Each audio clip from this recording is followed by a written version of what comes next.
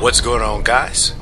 This is Mars Brigade 99 coming to you once again with another session of Dark Souls PvP. Alright guys, we're back at it once again for a two-part series that I like to title Learning from Losing. Alright, and the person being showcased in this two-part series is EIiitti. Now, if you guys are on PS3, obviously you guys may only know EIiitti from the videos that he's featured in. But anyone that you guys may know from Xbox will be able to attest that EIiitti is definitely one of those upper tiered players. Definitely. This guy has so many different techniques, so many different tactics. He comes at you at so many different angles, and he doesn't limit himself to one of those standard katana, standard darkwood grain ring builds. And the reason why I point that out, I think he is probably the perfect example of what I would consider to be the all-around player. Now, what exactly do I mean? I remember a few videos back, and I think it was a forest video. I can't really remember the title, so don't kind of ask me which video I'm talking about. But I was talking about the difference between a well-rounded player and the type of player that basically uses one particular technique because that technique is successful.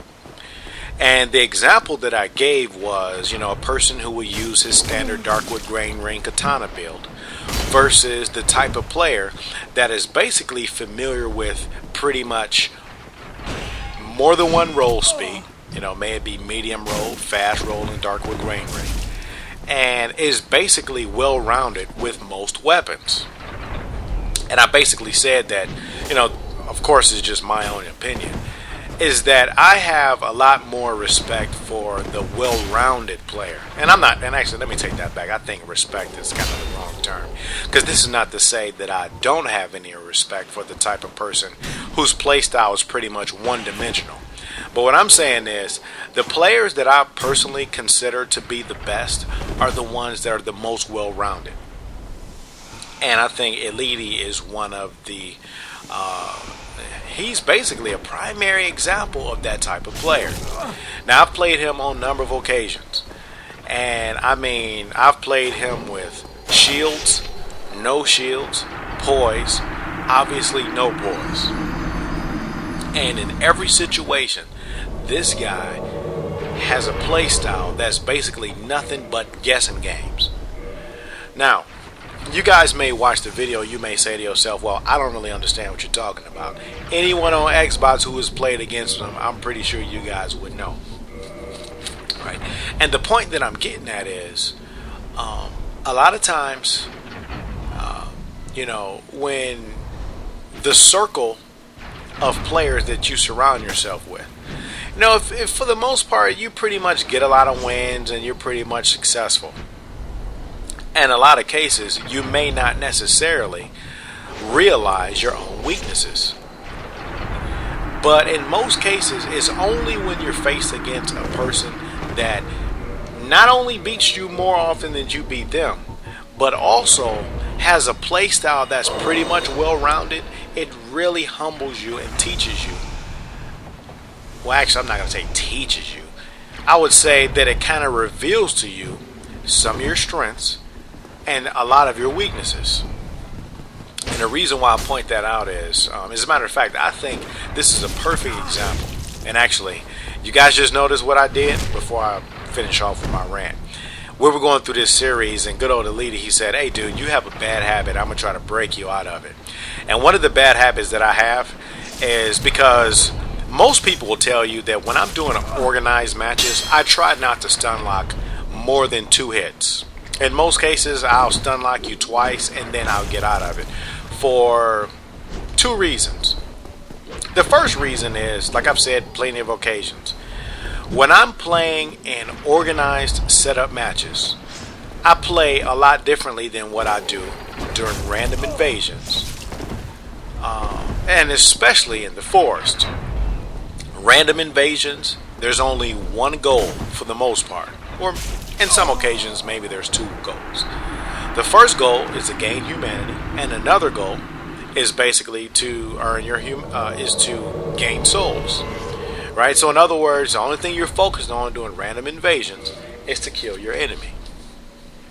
Now, plenty of players, have their own discretion with regard to how they go about killing their enemy. Now, obviously you have a lot of players that like to use the 1 or 2 shot method.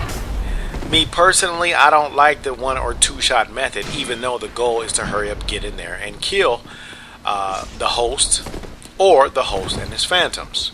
But that's just a personal thing, right? But when you're doing setup matches such as these, the goal should be to try to improve your tactics, get a little better in the things that you're doing, kind of brush up on your strengths and work up on your weaknesses, right? So in other words, will I stun lock you to death during a random invasion, especially in the forest? Of course I will. Will I do it during a setup match like this? No, I won't. And one of the bad habits that I've noticed, actually, check this out. You guys notice that reverse roll perfectly placed right behind my back. That's one of those tactics that, you really have to be proficient at this game to be able to master. Okay, so back to the point. So one habit that I have is I'll stun lock, and after the second hit, in most cases, I will unlock and turn around. And he noticed that. He said, listen, dude, I'm going to break you out of that habit because that's a bad habit that you have. And he made me realize that the reason why it's a bad habit for the most part, watch this. Did you guys just notice that? That was a fast rolling menu switch. That was awesome. Now, obviously, he's not going to go ahead and do this in these sets of duels. But that was just yet another demonstration of, I don't even know what to call this guy. I'll just say upper tier. Pretty sure most people on Xbox, to the extent that you've played against EIiitti, can attest to that. He is definitely up there with Spades and some of these other guys. Spades is one, and EIiitti. Out of all of the guys that I've played so far, I would say that Spades and EIiitti are probably the best players that I've played against. And like I said before, the reason why I've said that, and this is not to knock any console. I'm not a console war type of person. But one thing that I have noticed, there's definitely a difference in play styles that I've noticed. On PS3, most people that I've played against, like I said before, for the most part, they just play locked on. Right? They just lock on you and they just try to outmaneuver you that way. But a lot of people that I play on Xbox, actually I can't even say a lot. Some of the, I would consider to be upper tier players that I play on Xbox, they come at you at so many different angles. And I think when you compare the two, it's really interesting. Because, when I go a while on Xbox and then I come back to PS3, some of the people that I usually PvP against on PS3, they're like, dude, your kind of playstyle is kind of changing. And I think that's a good thing because basically my exposures, it's kind of like a environmental argument. It's kind of like I'm a result of my environment. So in other words, if my PvP environment on Xbox kind of causes me to venture out and, unlock more or, try some of these other tactics, it's because that's how they play. If I'm more locked on all the time and, I'm just trying to outmaneuver or, out damage my opponent while locked on, well, for the most part, that's because that's how a lot of those guys play on PS3. And I think having both consoles and kind of basically being interactive with a lot of these upper tier guys in both communities can really make you a well-rounded person. Now, when I say this, I'm not saying that you can only PvP with these guys to learn things. I am not saying that. But what I'm saying is having a wide player base. And I'm not necessarily talking about random invasions or forest hunting, even though those are fun. But like I said, if you guys want to go ahead and learn a lot of different tactics, I would definitely encourage you guys to participate and get involved in some of these communities. Because once you get involved with a lot of these communities, you will find a lot of dedicated PvPers. And some of these guys who are the most dedicated are the ones who are really bringing challenges to the table. If you guys notice, that was another reverse roll, and he's done that a lot of times. If you guys notice, he just punished that again. I had a bad habit of showing him my back, and you know, as the series go on, I'm gonna slowly get out of that. Now, the title of this two-part series, and forgive me if I'm ranting, but I'm kind of talking, got so many things going on, and I'm kind of watching the screen as we go. But like I said before, the title of this two-part series is Lessons from Losing, right? And as I was going through this two-part series, that was another reverse roll. As I was going through this two-part series, I couldn't help but think about one of my favorite videos that I've seen from another subscriber. Well, from a person that I'm subscribed to, I'll put it that way. And his name is Eric. And I can't pronounce his last name. I think it's like Eric Arianto or something like that. But he has this awesome video titled Your Wins Will Eventually Come. I think that's the name of it. As a matter of fact, I'm going to go ahead and put a link to that video in the description box. And I remember a long time ago when, I think that was one of, excuse me, I think that was one of his first videos. And when I watched it, it was so inspiring. And I know that kind of sounds cheesy because you guys are like, dude, this is a video game. What's really so inspiring? But the point that he was getting at is, you know what? You know, you guys may watch a lot of streams and, you know, YouTube, and you may see the Peeves, you may see the, you know, Mind's Eye and a lot of these other guys. And, you know, when you're playing yourself and lose all the time, you know, it can be discouraging. But the more you stick at it, your wins will eventually come. And I really thought that that was a very inspiring video. And that's one thing that I was really reflecting on when I was going through this series for the most part. Because, I mean, I got a swift butt kicking in this two-part series. But, like I said plenty of times in the past, it's not about the butt kicking. It's about learning from losing. Because, in other words, in the very beginning, I mean, he was piecing me up real bad. But, you know, as I've suggested to a lot of you guys, it's not necessarily about winning. This, now granted, winning does boost your confidence, but this is not Call of Duty.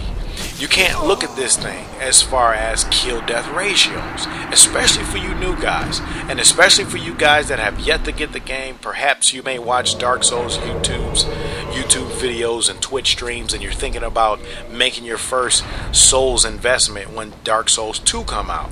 You guys are going to get your tails kicked for the most part, because there's a whole bunch of experienced guys out there. But it's not about winning all the time. So don't get discouraged. As long as you're learning from your losses, it will eventually make you a better player. And that's one thing I definitely thought about while I was going through this series. You guys notice all these reverse rolls. And this is another reason why I say he is definitely on these upper tier levels, because, I mean, he's not just doing basic tactics. He's going locked, unlocked. I mean, he's doing these reverse rolls. He's doing so many things that you really have to stay on your toes. And it's kind of teaching me to, okay, got a nice parry right there. It's kind of teaching me to, you know, not only pay attention to detail, but kind of time my attacks. Like another thing, that BS right there. Another thing that he taught me. He said, hey, dude, you kind of have another habit that you do. Like, once you come up from a BS, you always jump into the direction of the person who BS'd you. And I told him, I said, of course I did, because that's how you escape those chain BS's. But see, he knows how to chain you despite those efforts. And I basically told him, I'm like, well, I mean, I have that habit because a lot of times in the forest, those noobs try to chain BS you. And that's how I get out of it most of the time. So after going through that experience where he kind of punished those, I decided that, you know, my tactics should really be relative to where I am. In other words, when I'm in the forest, there are certain tactics that I should rely on. But when I'm fighting guys like EIiitti, Spades, I mean, a lot of these other guys, I need to keep in mind that I am not playing noobs. Right? So I should probably change my tactics up, and that's another reason why I really enjoyed this two-part series. So, granted, part one of this series is basically just me doing a whole bunch of ranting on not focusing on losing, not getting discouraged, and keeping up with your tactics and learning from your mistakes. Part two, we'll probably take a little more time and look at some of these matches, analyze some of these tactics, and just kind of go step by step that way. Now, keep in mind, guys, this is not an ideal situation, right? Because I'm not in the Berg, right? I'm not in the forest. This is not one of those situations where I'm fighting average players. So, I mean, granted, this may appear to be a tough series of matches, but a lot of the stuff that I cannot get away with EIiitti, I actually get away with when I'm fighting against average players. And actually, that was the lag. I don't know what happened right there, but if you guys notice, he just kind of whipped across the screen. I guess we had a lag problem briefly. Alright guys, well that's pretty much it. I'll finish with my rant in part two. I hope you guys enjoy this demonstration, because if you guys want to really learn some good tactics, EIiitti is definitely a good player to watch.